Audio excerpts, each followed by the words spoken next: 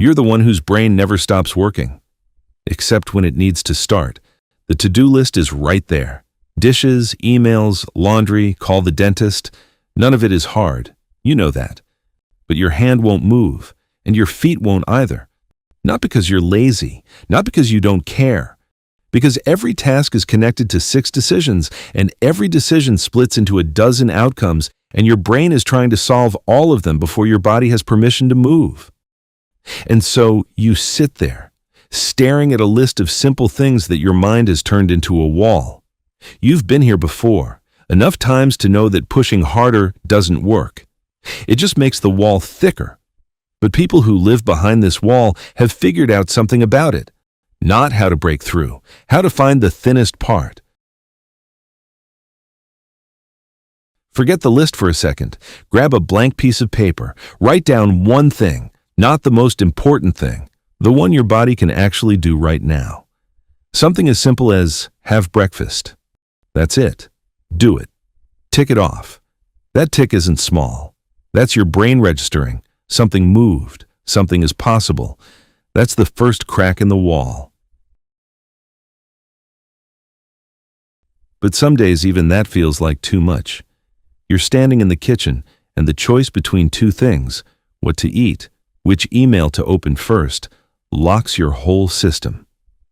Your brain is running every version of every outcome, and none of them feel safe enough to pick.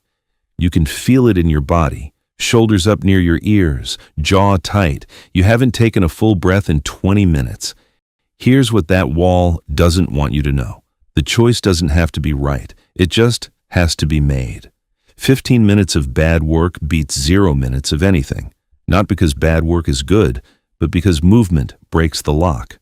Your brain can't optimize its way out of a freeze. Only your body can. Pick any option. Let it be wrong. Let it be ugly. That's enough for now. But sometimes it's not the list at all.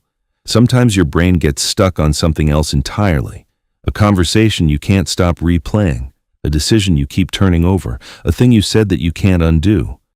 And the noise gets so loud that the list, the kitchen, the room you're sitting in all disappear behind it. You can't think your way out of this one. Your brain built the spiral. It doesn't know how to stop it. So don't ask your brain. Ask your hands. Look around the room. Find one thing you can control. A glass of water to drink, a drawer to close, your feet, feel them on the floor. Do that one thing, not to fix the spiral, to remind your body it still exists outside of it. One physical act in the real world, and the spiral loses its monopoly on your attention, not forever, but long enough to breathe.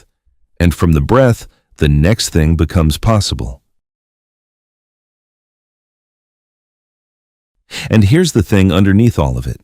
Your brain freezes because it's trying to predict the future before it lets your body enter the present. Every option gets stress tested, every outcome gets pre-lived, and the cost of that processing is paralysis. None of this fixes the thinking. That's not the point. The point is to go around it, to give your body something to do while your brain is still arguing with itself. Action first, then momentum, then motivation, not the other way around. Your brain was waiting for motivation to start, but motivation doesn't show up first. It never has.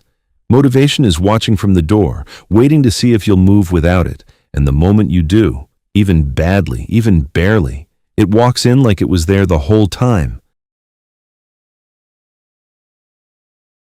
And one day, you'll notice it. You're halfway through the dishes before you realize you never made the decision to start. The list that felt like a wall this morning is just a list again.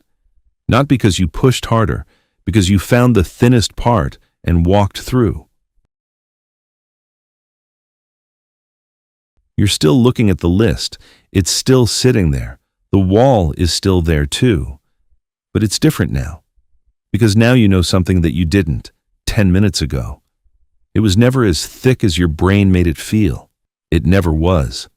Write one thing down, the smallest true thing. Do it. Tick it off.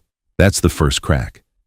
If this showed you the thinnest part of your wall, save this video for the next time your hand won't move and your brain won't tell you why.